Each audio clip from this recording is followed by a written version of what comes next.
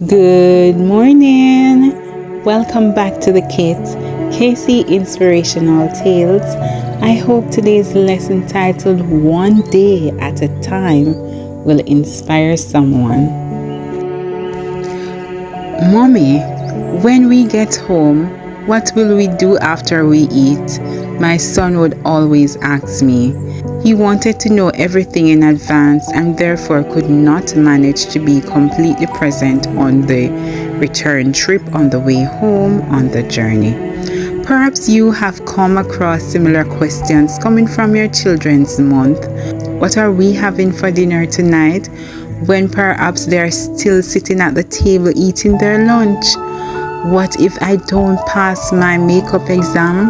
When maybe they have not even taken the first exam, so they do not know if they will need to take a second one. These are typical anxieties of children and adolescents, which may sound humorous coming from their mouths, but it is rather sad when we are the ones who pronounce these kinds of words because they denote anxiety inside us.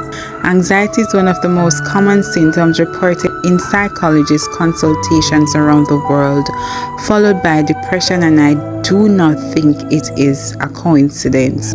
But there is a different relationship between the two. The Bible says, anxiety in the heart of man causes depression, and depression in a dark place that we need to try to avoid at all costs. It would be naive to think that because we're Christians, we are no longer prone to problems of anxiety because of the uncertainty that the future generates. Of course, we have them. We are human and no one is free from feeling the full range of emotions. The important thing is to be aware that feeling emotions such as anxiety does not mean that you have no faith or that you are not a good Christian.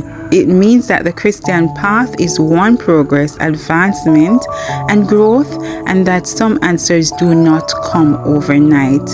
That does not mean that we cannot talk intelligently on the better management of negative emotions and a progressive increase in our trust in Jesus, who has left us his peace so that our hearts will not be troubled. We read in Philippians 4, verse 6 and 7, "Be anxious for nothing, but in everything by prayer and supplication with thanksgiving, let your request be known to God, and the peace of God, which surpasses all understanding, will guard your hearts and minds through Jesus Christ." Let us start with these steps. Step 1, praying to God, knowing that God, He hears us. And step 2, giving thanks for what we are living in present.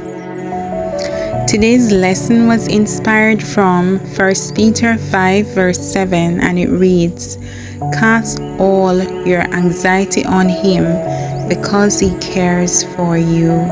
Have a blessed day and remember to inspire someone.